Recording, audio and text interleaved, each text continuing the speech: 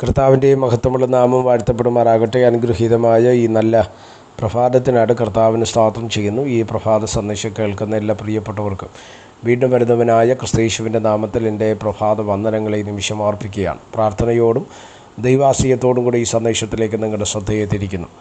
യോബിൻ്റെ പുസ്തകം 14-ാം അധ്യായം അതിൻ്റെ 14-ാമത് വാക്യം. മനുഷ്യൻ മരിച്ചാൽ വീണ്ടും ജീവിക്കുമോ? എന്നാൽ എനിക്ക് മാറ്റം വരുവോളം എൻ്റെ യുദ്ധകാലമൊക്കെയും കാത്തിരിക്കാമായിരുന്നു. ഈ വാക്യങ്ങൾക്കാണ് ദൈവത്തിന് സ്തോത്രം ചെയ്യുന്നു. വളരെ അനുഗ്രഹീതമായൊരു ചിന്തയാണ് നമ്മൾ ഇന്ന് പ്രഭാതത്തിൽ ചിന്തിക്കുവാൻ കർത്താവിൽ ശരണപ്പെടുന്നത്.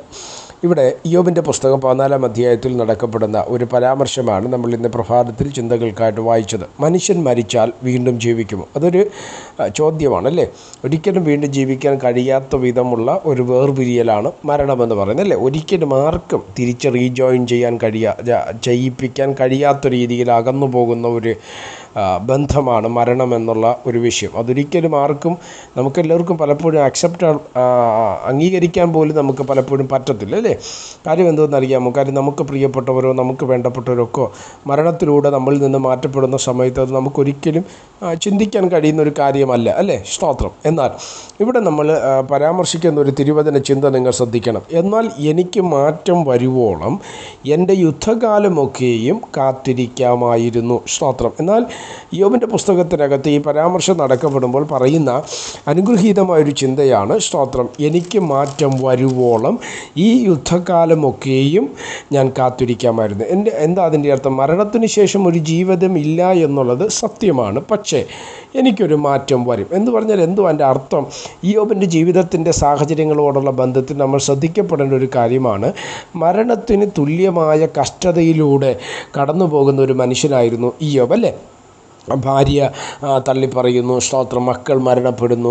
കയ്യിലുള്ള സമ്പത്ത് മുഴുവൻ നഷ്ടപ്പെടുന്നു. സ്തോത്രം.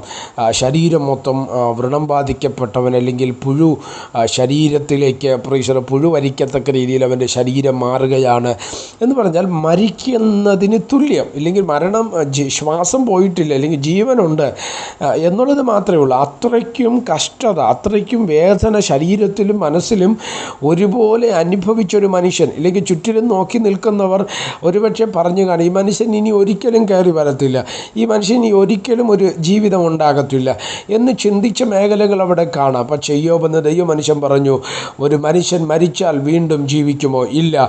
എന്നാൽ എനിക്ക് മാറ്റം വരുവോളം ഈ യുദ്ധകാലമൊക്കെയും എനിക്ക് കാത്തിരിക്കാമായിരുന്നു. അതിൻ്റെ അർത്ഥം യോബ് എന്ന ദൈവമനുഷ്യൻ്റെ ഒരു വലിയ പ്രത്യാശയായിരുന്നു, എനിക്ക് മാറ്റം വരും. എന്നെ ശ്രദ്ധിക്കുന്ന ദൈവമക്കളോട് ഞാൻ പറയുക, മനുഷ്യൻ പലപ്പോഴും പലതിൻ്റെ മുമ്പിലും വിധി പറഞ്ഞ് സ്തോത്രം സ്തോത്രം ദൈവത്തിൻ്റെ പദ്ധതിയിൽ പോലും പെടുത്താത്ത രീതിയിൽ പലപ്പോഴും വിധി പറഞ്ഞു വയ്ക്കുന്ന പല വിഷയങ്ങളുണ്ട്. എന്നാൽ എന്നെ ശ്രദ്ധിക്കുന്ന ദൈവമക്കളോട് ഞാൻ പറയുക, നമുക്കൊരു മാറ്റം വരും. രോഗത്തിന് മാറ്റം വരും, കടഭാരത്തിന് മാറ്റം വരും, സാമ്പത്തിക പ്രതിസന്ധികൾക്ക് മാറ്റം വരും.